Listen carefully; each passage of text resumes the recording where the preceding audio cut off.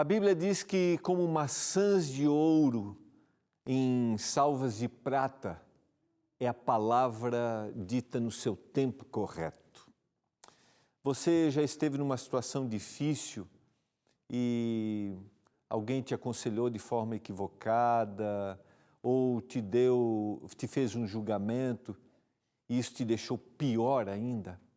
Nós vamos conversar sobre esse assunto agora no programa Adoração.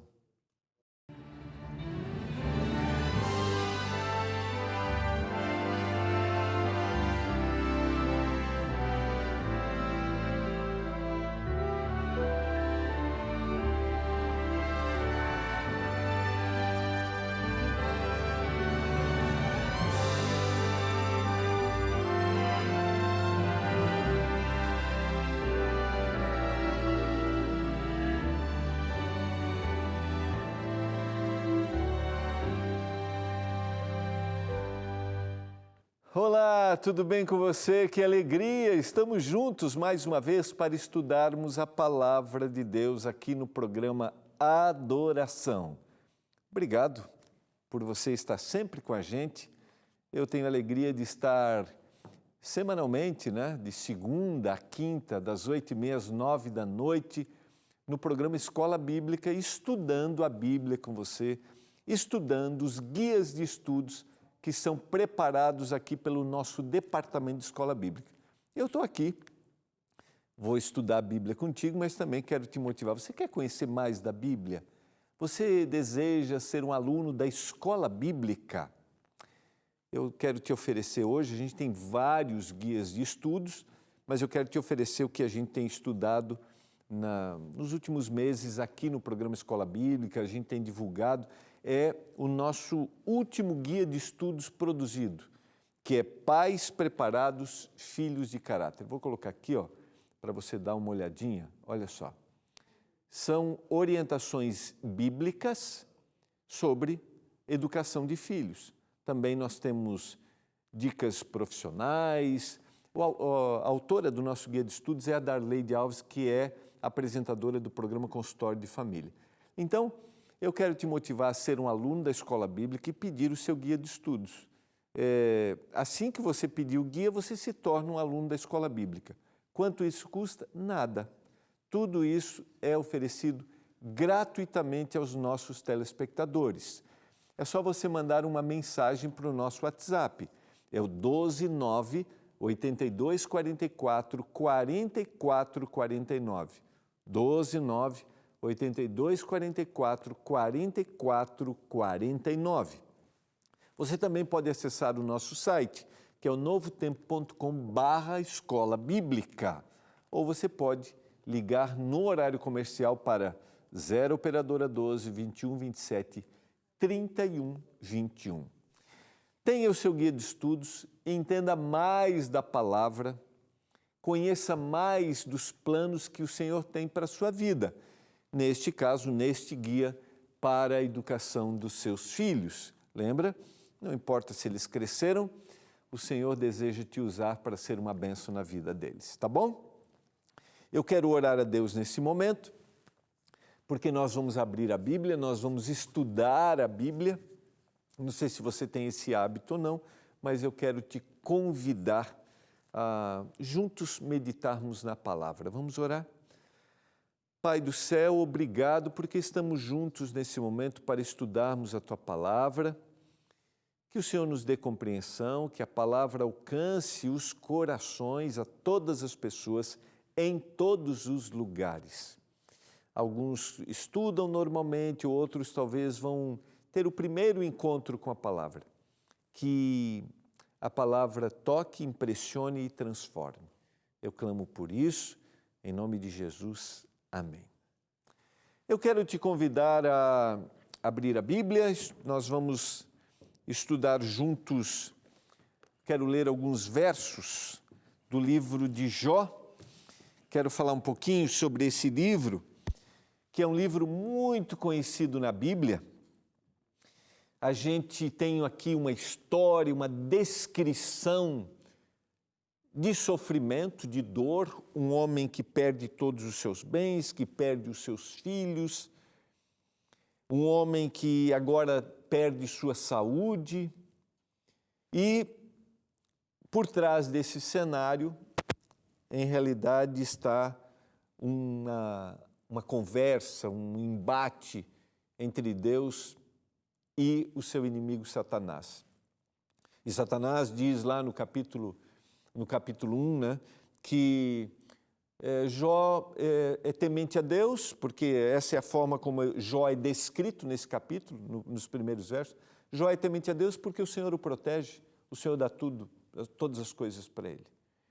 E aí, a partir deste momento, o Senhor dá permissão para que o inimigo de Deus atue na vida de Jó. E isso acontece em dois momentos. Primeiro, a perda dos seus bens, a perda dos seus filhos e depois a perda da sua saúde. Normalmente, quando a gente analisa o livro de Jó, a gente analisa esse tema do sofrimento. Eu não quero analisar o tema do sofrimento hoje, tá? Meu propósito é outro. Se você tem em sua Bíblia, esse é o que a gente chama na Bíblia de livro poético, porque a maior parte da estrutura deste livro está dentro de poesia. O capítulo 1 e o capítulo 2 é o que a gente chama tecnicamente de narração da história. A partir do capítulo 3 até o final, eu vou aqui ao final, até o capítulo 42 e o verso 6, vai em poesia, estrutura poética. E volta no capítulo 42, verso 7, a parte final até o verso 14, que é a narração.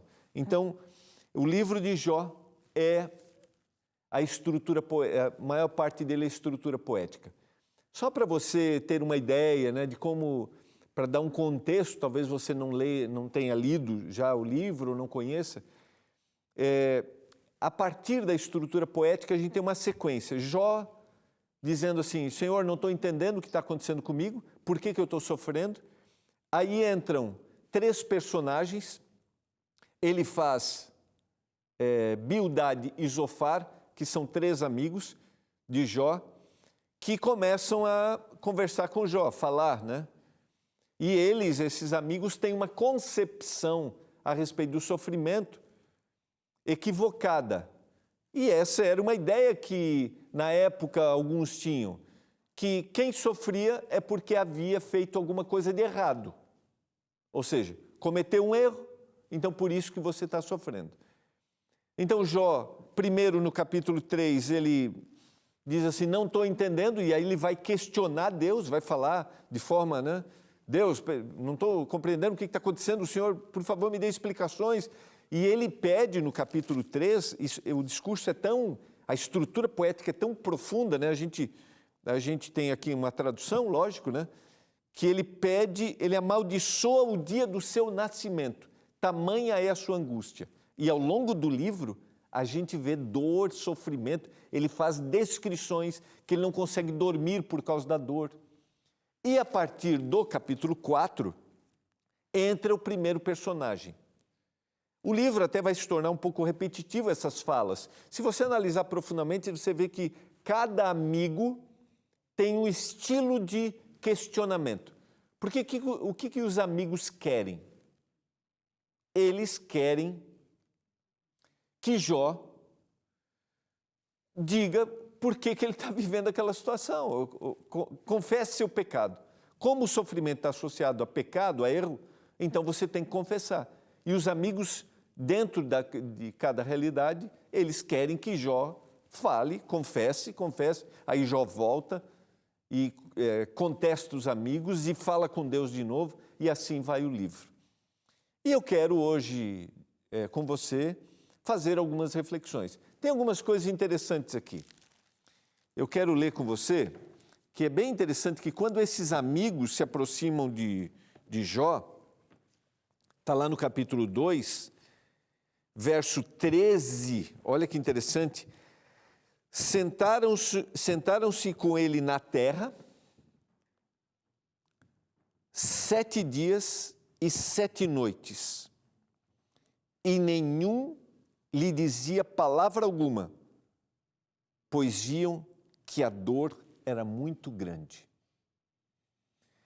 Os amigos vieram com o objetivo, o verso anterior vai dizer lá o verso 10, né? Levantando-se eles de longe os olhos e não o reconhecendo, ergueram a voz e choraram, falando dos amigos. E cada um, rasgando o seu manto, lançava pó ao ar sobre a cabeça. Sentaram-se com ele daí em terra 7 dias e 7 noites, e nenhum lhes dizia nenhuma palavra, porque a dor era muito grande. Alguns comentaristas, né, fazem referência de forma muito interessante a esse episódio, que a melhor coisa que os amigos fizeram nessa história foi terem ficado calados durante os 7 dias. Porque a partir do momento que eles começam a falar, e eu quero fazer referência hoje, agora, somente ao discurso de Elifaz, algumas referências, a partir do momento que eles começam a falar, eles começam a prejudicar. E hoje eu quero considerar com você como às vezes, diante do inexplicável, nós corremos o mesmo risco. Quando nós vamos tentar aconselhar alguém, quando nós temos a boa intenção de sermos empáticos, nós podemos prejudicar muito mais do que ajudar. E eu quero considerar com você, quero ler alguns versos aqui. Então respondeu Elifaz, o temanita, capítulo 4, verso 1. Se intentar alguém a falar-te, enfadar-te-ás. Quem, todavia, poderá conter as palavras? Ele começa dizendo assim, né? Eu sei, Jó, que falar alguma coisa para você agora vai atrapalhar mais do que poder ajudar. Então, né? Então não fala. Mas aí ele já diz assim, mas quem consegue ficar calado? Eu preciso dizer alguma coisa, Jó. Eu sei, aí ele começa no verso 3, eu sei que você tem ensinado a muitos, eu sei que você tem fortalecido mãos fracas, as tuas palavras têm sustentado os que tropeçavam, e os joelhos vacilantes tens fortificado, mas agora, em chegando a tua vez, tu te enfadas. Sendo tu atingido, te perturbas. Porventura, não é o teu temor de Deus aquilo em que confias e a tua esperança a retidão dos teus caminhos?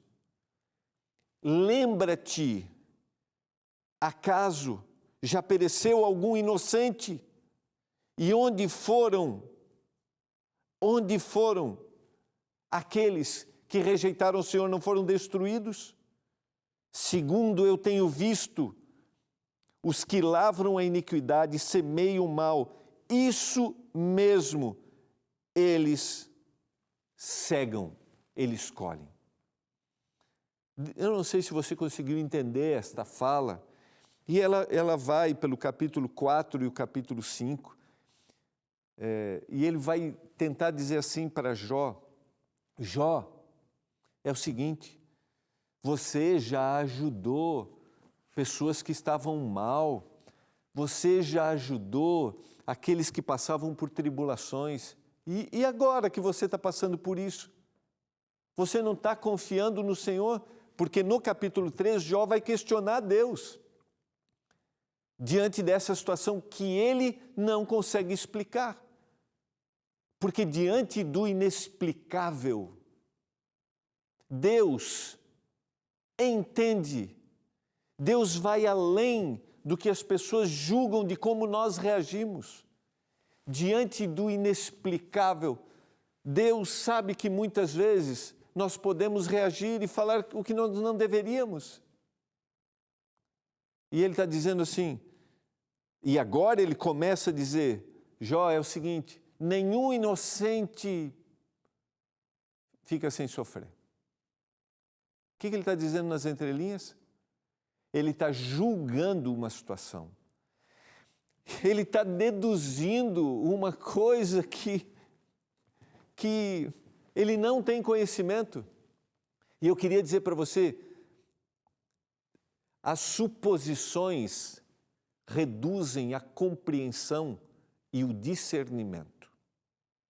Essa é uma reflexão bem interessante que um pregador americano chamado Charles Swindoll faz sobre essa história. Eu gosto da forma como ele analisa.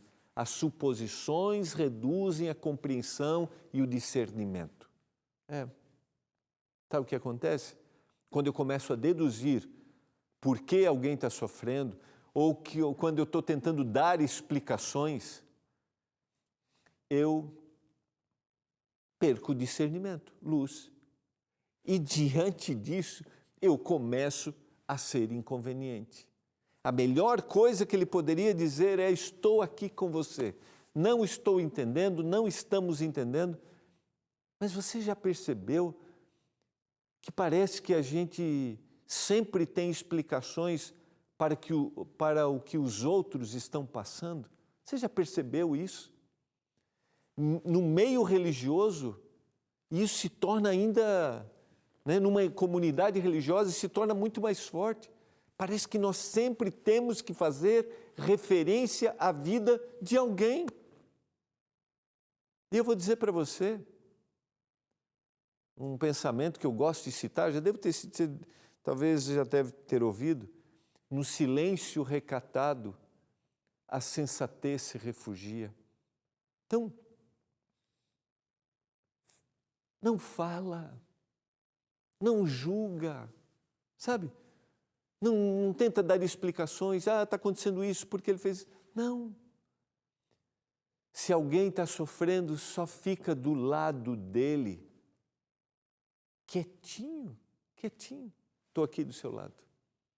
Se uma situação ruim está acontecendo na vida dele, na família, não queira dizer por que isso está acontecendo.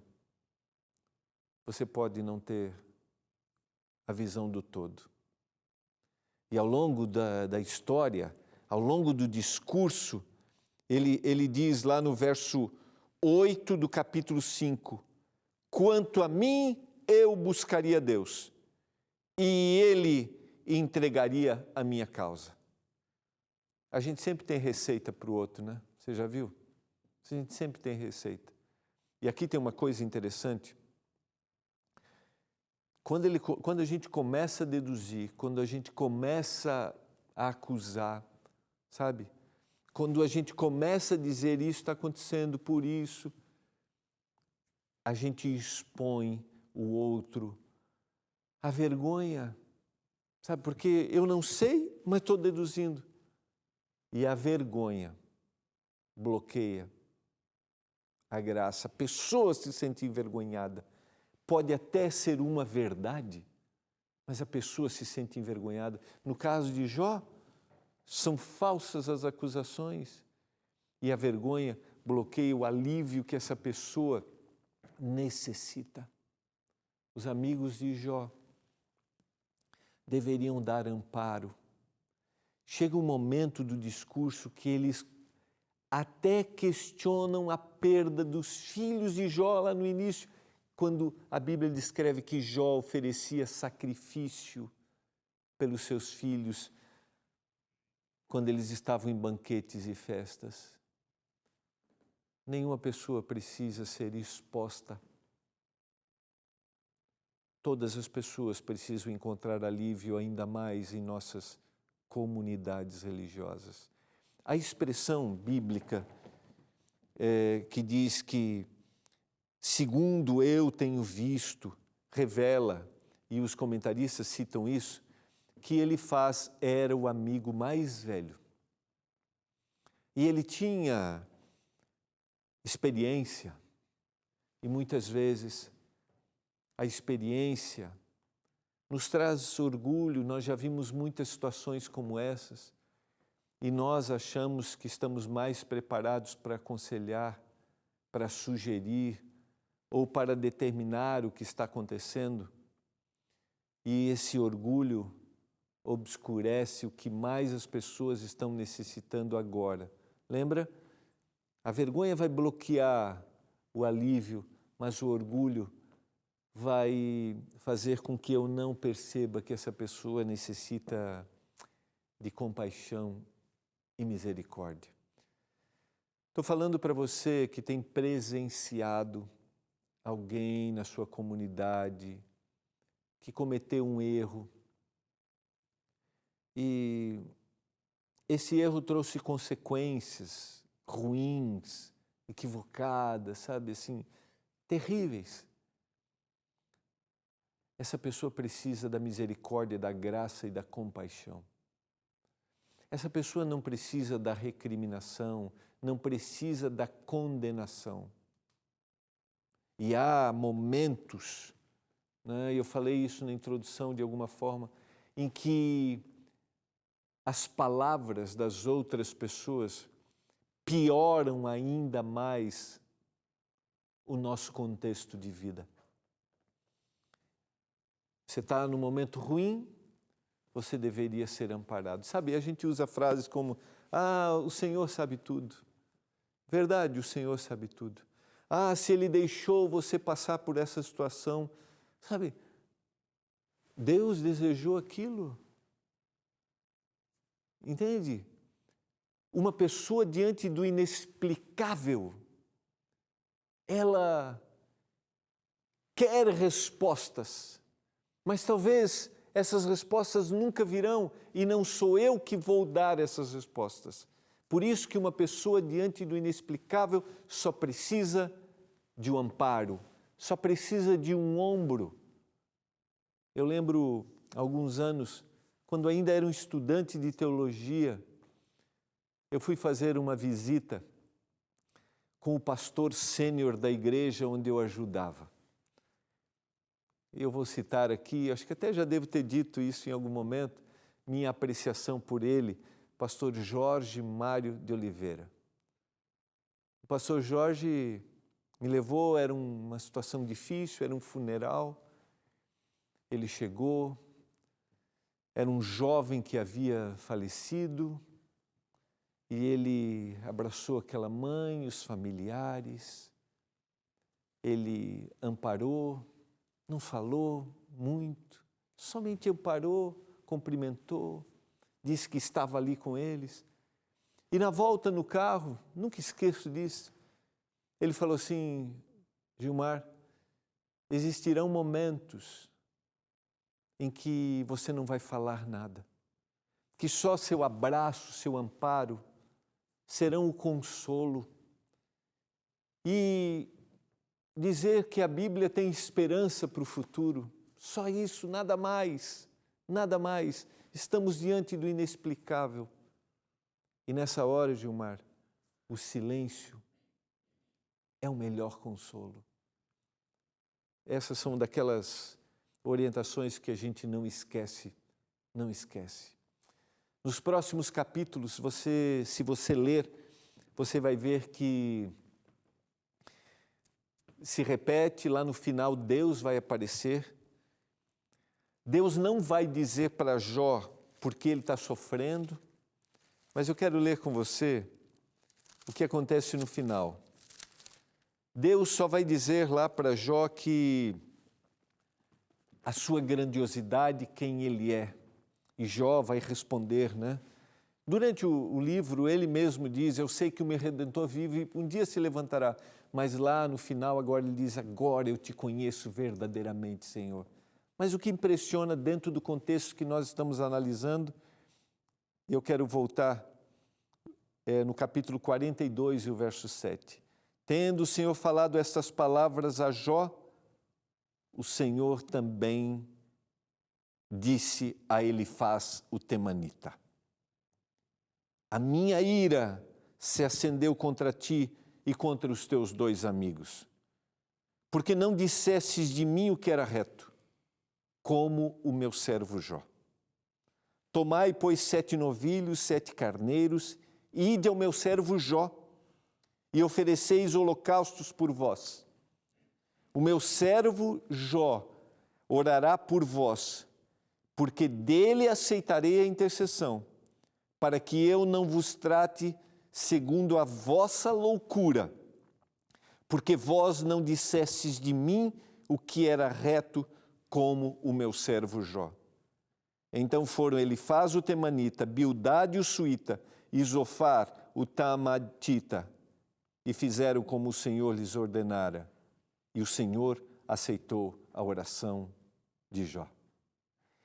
Você entendeu?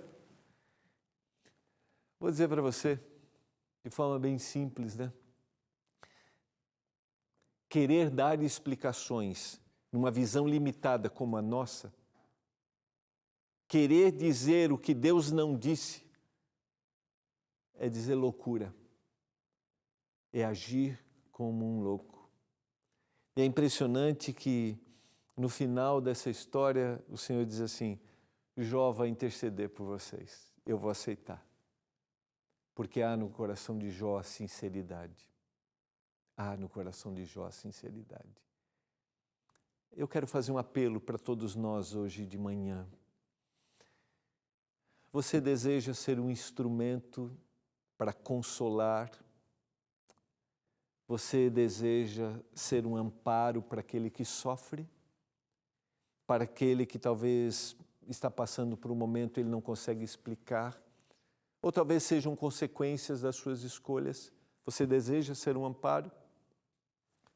Com poucas palavras?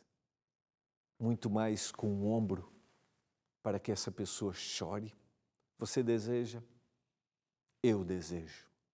Eu quero que o Espírito Santo me dê essa sensibilidade. Mas se eu estou falando para você hoje que sofre, quero te dizer que o Senhor vai prover, que o Senhor vai enxugar as suas lágrimas, que o Senhor vai te tomar nos braços, mesmo que alguém profira palavras que te machuquem, mesmo que alguém seja insensível com você. Creia nisso. E eu quero orar por você nesse momento. Lembra bem? São os dois objetivos. Primeiro, eu quero ter habilidade para consolar, muito mais para ouvir do que para falar.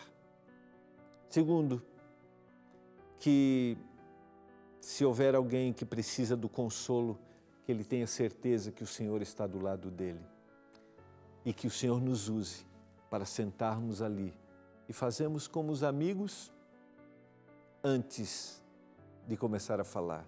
Sento e choro, mas eu estou do seu lado. Vamos orar por isso nesse momento. Vamos orar. Você deseja isso?